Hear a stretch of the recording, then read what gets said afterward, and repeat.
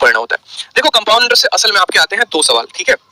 कितने सवाल आते हैं दोस्तों? तो कंपाउंड इंटरेस्ट से कुल मिलाकर आपकी परीक्षा में चक्रवृद्धि ब्याज से आते हैं 2 सवाल प्री में, ठीक है। और मेंस में अगर हम बात करें तो कम से कम 3 से 4 सवाल रहते हैं। तो हमें इन सवालों को कैसे हल करना होता है, अब अगर मैं आपको बात करूं, ठीक, तो आपके 2 टॉपिक ऐसे हैं प्री में जिनके लेवल काफी ज्यादा हाई हैं, ठीक है। सबसे पहला जो हो गया वो हो गया आपका कंपाउंड इंटरेस्ट और दूसरा हो गया हमारा एवरेज। इनमें जो आजकल सवाल आते हैं ना वो पुराने पैटर्न पर नहीं आते, इनमें जो सवाल आते हैं वो थोड़े से आते हैं कैलकुलेटिव। और इन कैलकुलेटिव क्वेश्चंस का हमें तोड़ जानना पड़ेगा कि हम इसको तोड़ेंगे तो कैसे तोड़ेंगे। आपको 5 मंथली पूछता है, 7 मंथली पूछता है, ब्याज पूछेगा खतरनाक वाला। तो इस तरीके के सवालों को अगर हमें टैकल करना है तो हमें उनके सही मेथड को सीखना पड़ेगा, सही अप्रोच को सीखना पड़ेगा, तभी हम ऐसे सवालों को सेकंडों में बना पाएंगे, ठीक। तो इस सीरीज में जो कंपाउंड इंटरेस्ट की क्लास होगी आपकी, उस सीरीज में मैं आपको टीसीएस के हर नए सवाल से रूबरू कराऊंगा। जितने मेथड होंगे उनको पूरा का पूरा बताएंगे आपको, आपकी प्रैक्टिस बहुत अच्छे तरीके से करवा देंगे, ताकि अगर आपके पेपर में एक भी सवाल आता है तो आप उसको छोड़ो ना। ऐसा बच्चों के अंदर एक मिथ हो जाता है कि भैया देख कंपाउंड इंटरेस्ट का सवाल आएगा तो उसको छोड़ के आना। आप दूसरों से ये बात बोलोगे कि कंपाउंड इंटरेस्ट का अगर सवाल आ गया तो सबसे पहले करके आना, ठीक है। ये काम हम करने वाले हैं। अब अगर हम बात करते हैं कंपाउंड इंटरेस्ट के बारे में, तो देखो कंपाउंड इंटरेस्ट में हम बेसिकली पूरे के पूरे कंपाउंड इंटरेस्ट को 2 मेथड से सॉल्व कर सकते हैं। वो है एक रेशियो मेथड और दूसरा हो जाएगा दोस्त मेरा सक्सेसिव मेथड, ठीक है। क्या है कंपाउंड इंटरेस्ट, क्या नहीं है, वो सभी बातों को जानेंगे, लेकिन अगर हमें हल करना है तो हम इन 2 मेथड का इस्तेमाल करेंगे। एक हो गया रेशियो और दूसरा हो गया सक्सेसिव, ठीक। ट्री मेथड भी एक होता है, लेकिन ट्री मेथड के बिना ही मैं आपको सारे सवालों को हल करना सिखा दूंगा, ठीक है। बड़ा से बड़ा क्वेश्चन होगा, छोटा से छोटा क्वेश्चन होगा, चाहे वो एमटीएस का होगा, चाहे वो आपके जीडी का होगा, या फिर अगर बात करो सीजीएल के मेंस का, तो सभी सवालों को हम इन्हीं 2 माध्यम से कर सकते हैं। अब चूंकि एक बात को समझो, आप जैसे रेट के बारे में बात करते हो, कंपाउंड इंटरेस्ट बिना रेट के तो निकलता है नहीं। जैसे मानो कि आप किसी साहूकार के पास गए पैसा लेने, ब्याज लेने गए, ठीक है। आपने अपने जो है चौधरी जी से कहा, जो आपके यहाँ के साहूकार होते हैं जिनसे आप पैसा लेते हो, बोलते हैं कि कैसे पैसा ब्याज का क्या रेट चल रहा है, तो 10%, 12%, 15%। तो ये जो टका वर्ड इस्तेमाल करते हैं, इसका मतलब क्या होता है? इसका मतलब होता है मेरे भाई, ठीक है, सीआई में जैसे अगर मैंने कहा 10%, इसका मतलब रेट हो गया हमारा 10%, यानी 100 रुपए पर हमें 10 रुपया का ब्याज देना पड़ेगा। अगर मैं 20% की बात करूं, इसका मतलब ब्याज का दर कितना होगा? 20% होगा। तो जनरली जब आप क्वेश्चन सॉल्व कर रहे होंगे ना, तो आपको 2 तरह के रेट दिख रहे होंगे। एक रेट वो होगा जो इंटीजर होगा और दूसरा रेट वो होगा जो बट्टे में होगा, जैसा कि आपने प्रतिशत में देखा है। इंटीजर वाला रेट कौन सा होता है? जैसे मानो यहाँ पर अगर हम बात करते हैं तो 1% हो गया, 2% हो गया, 3% हो गया, ठीक है। जितने भी इंटीजर, जिन संख्याओं को हम गिन सकते हैं जो हमारी गिनती में है। और दूसरा हमारा हो जाता है बट्टे वाला। बट्टे वाला दोस्त क्या हो जाता है? बट्टे वाला जैसे आपने देखा होगा 16 सही 2/3%, 11 सही 1/9%, ठीक, 12 सही 1/2%। तो हम आपको क्या कहना चाहते हैं? हम आपको ये कहना चाहते हैं कि आपको अपने कंसेप्ट में क्लैरिटी रखना पड़ेगा। जब भी हमारे पास बट्टे वाला कोई भी रेट आएगा तो हम इस्तेमाल करेंगे रेशियो मेथड का, और जब भी हमारे पास इंटीजर का कोई भी रेट आएगा तो हम इस्तेमाल करेंगे सक्सेसिव मेथड का। पूरे के पूरे चक्रवृद्धि ब्याज के हाई से हाई लेवल क्वेश्चंस को हम आपको 2 मेथड से करवा देंगे, जो कि आपको कहीं भी किसी किताब में देखने को नहीं मिलेगा। इसलिए इस सेशन को बड़े ध्यान से देखेंगे, साथ में वीडियो को लाइक और शेयर जरूर कर देंगे, ठीक है। बहुत ही तसल्ली से, बहुत ही प्यार से शुरू से अंत तक वीडियो को देखिएगा, तभी पूरा बात समझ में आएगा आपको।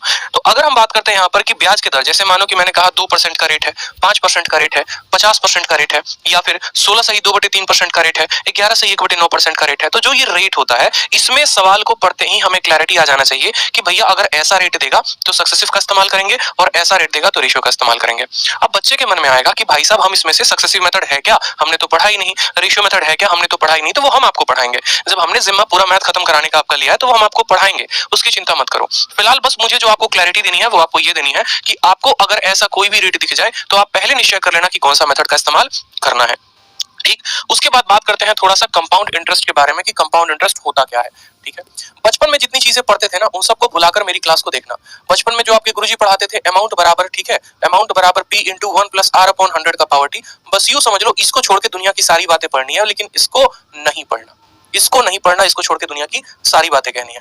अब यहाँ पर जब हम कंपाउंड इंटरेस्ट की बात करते हैं तो कंपाउंड इंटरेस्ट होता क्या है, चक्रवृद्धि ब्याज होता क्या है, ठीक है। तो जैसे मानो कि मैंने 100 रुपए ब्याज दिया, 100 रुपए जो है पैसा मैंने उधारी पर दिया है, 2 लोगों को दिया है, एक हमारा मुन्ना है और दूसरा हमारा मुन्नी है, ठीक है। एक हमारा मुन्ना है और दूसरा हमारा मुन्नी है। अब मुन्ने को जब हम पैसा देते हैं तो 10% पर देते हैं, और मुन्नी को भी पैसा देते हैं तो 10% पर देते हैं। लेकिन मुन्ने को पैसा हम साधारण ब्याज पे देते हैं और मुन्नी को पैसा चक्रवृद्धि ब्याज पे देते हैं, ठीक। तो बात करते हैं अगर पहले साल की दोस्त, तो पहले साल में मुन्ना जो पैसा लेगा 100 रुपया, उसका 10% उसको ब्याज देना होगा, और 100 का 10% कितना होता है? तो बोलोगे सर 10 रुपए। तो पहले साल का मुन्ना का ब्याज कितना आएगा? 10%, ठीक है। दूसरे साल मुन्ना का ब्याज कितना आएगा? तो बोलोगे सर 100 का 10% यानी 10 रुपए। तीसरे साल मुन्ना का ब्याज कितना आएगा? 10%, यानी जब भी आप किसी से पैसा उधारी लेकर आते हो, ठीक है, या आप ब्याज पर पैसा लेते हो, और अगर आप साधारण ब्याज पर पैसा लेते हो तो हर साल का आपका ब्याज समान होता है। हर साल का ब्याज आपका समान होगा। लेकिन वही पैसा अगर आप चक्रवृद्धि ब्याज पर लेकर आते हो तो आपका ब्याज कितना लगेगा? तो पहला ब्याज लगेगा 100 का 10%, वो हो जाएगा 10 रुपए। दूसरा ब्याज आपको पता है क्या लगेगा? दूसरा ब्याज आपको इस 100 का 10% यानी 10 रुपए लगेगा, और साथ में इस ब्याज का भी 10% लगेगा, यानी 10 का 10% एक हो गया, तो आपका ब्याज 11 रुपए लगेगा। अगर हम तीसरे साल की बात कर ले दोस्त, तो तीसरे साल में हमें जो ब्याज मिलेगा वो 100 का 10% होगा, यानी 10 रुपए, ठीक है। और उसके अलावा पिछले 2 सालों में जितने भी ब्याज हैं, पिछले 2 सालों में जितने भी ब्याज हैं उनका भी 10 और 10%, ठीक है। जैसे यहाँ पर अगर हम बात करें तो यहाँ पर जो हमारा ब्याज आएगा कुल मिलाकर 12.1 आएगा, ये जो ब्याज होगा ये 11 रुपए। तो हमने इसी बात को सीखा। हमने क्या सीखा? हमने यहाँ पर ये सीखा कि यहाँ पर ब्याज जो है हर साल अपने आप का सेम होता है, साधारण ब्याज सेम होता है। और चक्रवृद्धि ब्याज की अगर हम बात करें तो चक्रवृद्धि ब्याज में अगर पहले साल का ब्याज 10 रुपए है तो दूसरे साल का ब्याज अपने आप का 11/10 हो जाएगा। 10 का 11/10 11 होता है, फिर 11 का 11/10 कितना होता है? तो 12.1 होता है। यानी हमने सीखा यहाँ पर जो ब्याज है वो बहुत तेजी से भाग रहा है। कैसे भाग रहा है, क्यों भाग रहा है, ठीक। तो चक्रवृद्धि ब्याज में क्या होता है, आपको दो तरीके से ब्याज दिया जाता है। एक आपको मूलधन पर भी ब्याज मिलता है और दूसरा जो है आपको ब्याज पर भी ब्याज मिलता है। और यही परिभाषा होती है किसकी? चक्रवृद्धि ब्याज की। चक्रवृद्धि ब्याज हमें साफ लफ्जों में समझाता है कि देखो हमारा जो ब्याज होगा, दोबारा से सुन लो, नोट डाउन करना है, कॉपी पेन में नोट डाउन कर लो, कि प्रिंसिपल पर भी हमें ब्याज मिलेगा और साथ में ब्याज पर भी हमें ब्याज मिलेगा, और तब हम जाकर कहलाएंगे चक्रवृद्धि ब्याज। इसलिए अगर आप समझ सको तो आप परिभाषा समझो, चक्रवृद्धि है यानी वो पूरा का पूरा घूम रहा है, ठीक है। पैसे पर भी ब्याज मिल रहा है, देखो 100 का भी 10% 10 आ रहा है और साथ में इस 10 का भी हमें 10% मिल रहा है।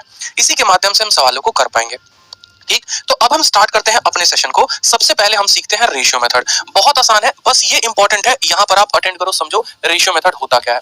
जैसे एक छोटे से एग्जांपल के माध्यम से हम आपको समझाते हैं, बहुत ही प्यारा एग्जांपल, बहुत ही प्यारा एग्जांपल। जैसे मान लीजिए कि हमने कहा कि हमारा प्रिंसिपल, ठीक है, क्या क्या हमें पढ़ना होता है वो समझ लो। अगर रेशियो मेथड को शुरू करने के पहले सीआई में कुछ टर्म्स एंड कंडीशंस टर्म्स होते हैं, और वो टर्म्स क्या क्या होते हैं एकदम जीरो लेवल से मैं आप लोगों के लिए शुरू कर रहा हूं। सबसे पहले तो हम बोलते हैं प्रिंसिपल शब्द।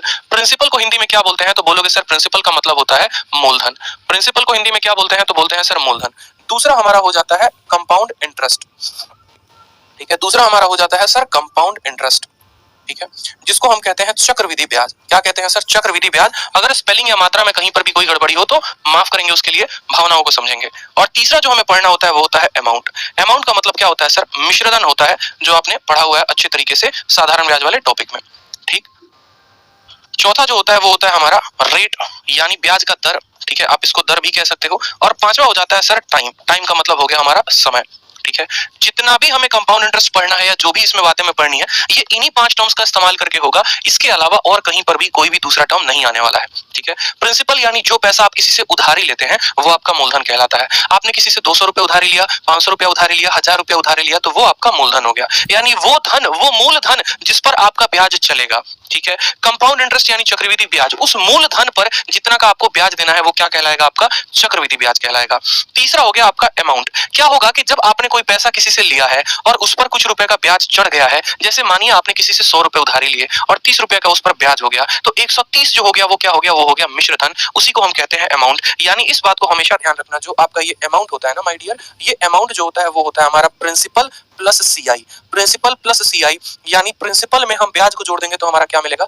मिश्रधन मिलेगा। चौथा हो गया हमारा रेट। यही सारा का सारा खेल जो है ना, ये रेट का है, इसको पकड़ के लपेट दो बस। अगर आप बात करोगे साधारण ब्याज और चक्रवृद्धि ब्याज में, तो सारा गेम करने वाला ये रेट है, यही रेट सबसे ज्यादा गेम करता है, ठीक है। समझ में आ गया बात? तो रेट जो हो गया वो क्या हो गया? उस दर पर जिस दर पर आप पैसा देते हो। जैसे मानो अगर मैंने 20% रेट कहा, यही रेट को समझने की देरी है। अगर मैंने मानो किसी को कहा कि 20% का रेट ऑफ इंटरेस्ट है, तो 20% का बट्टा कितना होता है? 1/5 होता है। यानी हम किसी को ये बात कहना चाहते हैं कि 5 रुपए पर हमें जो ब्याज मिलता है वो 1 रुपया मिलता है। 5 रुपया पर जो ब्याज मिलता है 1 सालों में वो कितना मिलता है?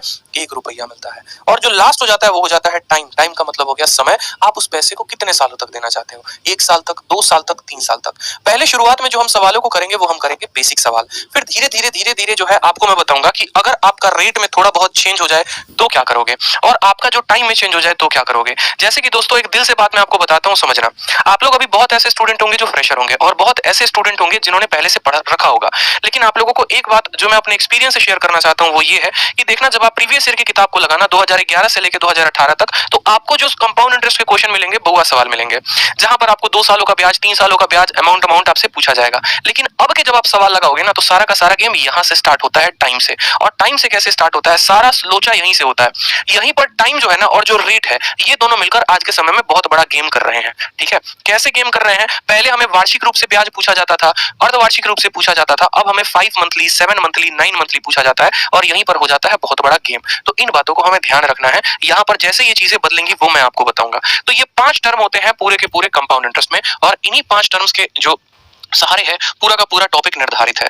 अब इन 5 टर्म्स में हम बात करते हैं। सबसे पहले तो हमने जैसे कहा कि पूरा का पूरा कंपाउंड इंटरेस्ट को आप 2 मेथड से कर सकते हो, रेशियो और सक्सेसिव। रेशियो कहां लगाना है? जहां हमारा रेट पट्टे में दिया गया होगा, और सक्सेसिव कहां पर लगाना है? जहां हमारा रेट इंटीजर में होगा। तो सबसे पहले बात करते हैं दोस्तों रेशियो मेथड की। अब रेशियो मेथड से हमें अगर इस सवाल को हल करना है तो हम क्या करेंगे? ठीक, जैसे मानो एक सिंपल सा क्वेश्चन है, मैं आपसे सिंपल सा क्वेश्चन पूछना चाहता हूं कि आपके पास प्रिंसिपल 1000 रुपए है। ठीक है, आपका जो रेट ऑफ इंटरेस्ट है वो 10% का है, और आपका समय जो है वो 2 सालों का है। आपको ब्याज बताइए, आपका ब्याज कितना होगा? और दूसरा सवाल होगा मेरा कि आप अमाउंट बताइए, अमाउंट कितना होगा? जिन्हें दोस्त पहले से आता है, ठीक है, वो क्या करेंगे? कमेंट बॉक्स में आंसर बताएंगे, और जिन्हें नहीं आता वो चुपचाप ध्यान से मेरी बातों को समझेंगे। मुझे बहुत ज्यादा कमेंट नहीं चाहिए, लेकिन मुझे आप लोगों का ध्यान चाहिए, जो आप लोग जो है पूरा अटेंशन देकर इस क्लास को देखो और सीखो। तो हमने आपसे क्या कहा? देखो, रेशियो मेथड का फंडामेंटल क्या होता है और रेशियो मेथड से सवालों को कैसे हल करते हैं। रेट आपका दिया गया होता है ना, तो स्टेप नंबर 1 जो होता है दोस्तों, वो क्या होता है? स्टेप नंबर 1 होता है कि रेट को आपको बट्टे में बदलना है। जैसे रेट अगर आपका 10% दिया गया है तो इसको आप बट्टे में बदलो, तो बोलोगे सर ये 1/10 हो गया। रेट को आप बट्टे में बदलोगे, क्या करोगे? बट्टे में बदलोगे, 1/10 हो जाएगा। फिर उसके बाद क्या करना होता है? उसके बाद हमें एक जगह पर प्रिंसिपल लिखना होता है और दूसरे जगह पर अमाउंट लिखना होता है। P for principal, A for amount. ठीक है, हम यहाँ पर क्या बातें कहते हैं? जैसे कि मैंने आपको क्या कहा कि ये जो नीचे होता है ना, ये आपका प्रिंसिपल होता है, मूलधन होता है, जितना पैसा आपने लिया होता है, और इसी 10 का 10% कितना आता है? 1। और ये जो ऊपर वाला होता है वो क्या होता है? ब्याज होता है। ठीक है, तो नीचे वाला मूलधन आ गया, ऊपर वाला क्या आ गया? ब्याज आ गया। तो हम ये बात कहने की कोशिश करते हैं सामने वाले से कि देखो भैया, अगर हम 10 रुपया किसी से उधार लेते हैं, अगर हम किसी से 10 रुपया उधार लेते हैं तो 10 में 1 का ब्याज लग जाता है, तो हमें उसको कितना रुपया देना पड़ता है? 11 रुपए। क्योंकि अभी मैंने आपको बताया जो अमाउंट होता है बराबर होता है प्रिंसिपल प्लस ब्याज। प्रिंसिपल प्लस ब्याज यानी 10 में 1 का ब्याज लग जाएगा तो 11। ठीक, अब एक स्टूडेंट मुन्ना हमारा पूछेगा कि सर आप ये रेशियो लिख दिए, ठीक है, लेकिन हमें परीक्षा में कैसे पता चलेगा कि हमें कितनी बार रेशियो को लिखना है? 1 बार लिखना है, 2 बार लिखना है? ये जो अनुपात आया है, इस अनुपात को हम कितनी बार रिपीट करेंगे? तो हम बोलेंगे बेटा, जितना समय दिया गया होगा ना, जितनी समय दिया गया होगा, अगर 2 साल दिया होगा तो 2 बार लिख देना, 3 साल दिया होगा 3 बार लिख देना, 4 साल दिया होगा 4 बार लिख देना। तो आप बोलोगे ठीक है सर, समझ गए, यानी 1 बार रेशियो लिख दिया और एक और बार रेशियो लिख दो। तो बोलोगे सर 10 से 11 पहले साल का है कहानी ये, ठीक, और यहाँ पर 10 से 11 दूसरे साल का कहानी है, यानी ये मूलधन हमारा 100 से कितना हो जाएगा? 121 हो जाएगा। अब यहाँ पर हर एक टर्म को हम समझेंगे, हर एक टर्म को हम समझेंगे। यहाँ पर जो हमारा 100 आया, ये 100 क्या है? तो ये हमारा मूलधन है, प्रिंसिपल है। ये जो 121 आया, ये क्या है? ये हमारा अमाउंट है, यानी मिश्रधन है। ठीक, और इन दोनों का जो अंतर होगा यानी 21 आएगा, वो क्या आएगा दोस्त मेरे? तो वो हमारा कंपाउंड इंटरेस्ट आएगा, ब्याज आएगा। यही है रेशियो मेथड, इसके अलावा और कुछ नहीं। ठीक, यानी 100 रुपए का हमारा अगर मूलधन है तो 21 रुपए का ब्याज लेके कितना बन जाता है? 121 बन जाता है। अब हमारे सवाल में क्या होगा कि हमें इन तीनों में से कोई भी एक मान दे दिया गया होगा। या तो हमारा एग्जामिनर प्रिंसिपल दे सकता है, या हमारा एग्जामिनर अमाउंट दे सकता है, या हमारा एग्जामिनर जो है वो कंपाउंड इंटरेस्ट दे सकता है, और तीनों में से किसी भी एक का मान देके आपके बाकी दोनों का मान पूछेगा। जैसे यहाँ पर देखो, उसने आपको प्रिंसिपल दे दिया है और यहाँ प्रिंसिपल है कितना? 1000। तो आपको कुछ नहीं करना, फिर आप बोलेंगे सर हमारा प्रिंसिपल कितना है? तो 1000 रुपए। यहाँ कितना दिया गया? 1000 रुपए। ये 1000 कितने का मान है सर? जितने का मान होगा दोस्त, सीधा का सीधा उसको नीचे लिखेंगे, बोलेंगे सर ये 100 का मान है। और आपको पहले क्या निकालना है? ब्याज निकालना है, तो CI का मान बोलोगे, हमको ब्याज निकालना है। ब्याज कितना यूनिट है? 21 यूनिट है, तो 21 से गुना करेंगे। ये जितने का मान होगा उतना नीचे लिखेंगे, और जिसका पता करना होगा उससे गुना करेंगे। आप काटोगे तो आ जाएगा सर 210 रुपए। बात करते हैं यहाँ पर अमाउंट के बारे में, तो सेम तरीके से बोलोगे 1000 रुपए का सामान था, 210 का ब्याज लगा, तो 1210 हमारा क्या हो गया? अमाउंट हो गया। इस तरीके से हम सवालों को हल कर पाएंगे। ठीक है, समझ में आ गया बात? वीडियो को लाइक और शेयर, लाइक और शेयर, लाइक और शेयर करते रहिए। लाइक शेयर में कोई कमी